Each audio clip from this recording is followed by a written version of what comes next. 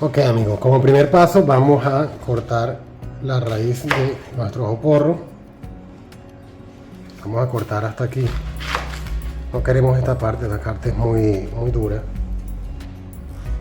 Y vamos a cortarlo por el medio, de esta forma. Y estas dos mitades son las que vamos a lavar. Ok amigos, como segundo paso vamos a lavar nuestro ojo porro, el que cortamos previamente, con agua tibia o fría. De esta forma. De esta forma le vamos a quitar cualquier tierra o sucio que tenga por dentro.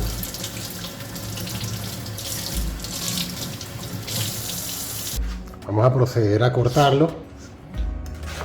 La parte no la queremos. Podemos cortarlo de esta forma, por ese tamaño, o podemos hacer otro corte por el medio. Así vamos a tenerlo más pequeñito.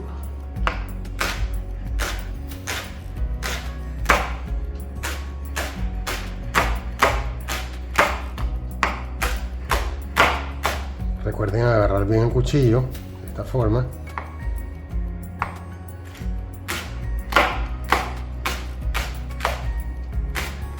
Y así cortamos nuestro ojo porro, que podemos utilizar para cualquier preparación.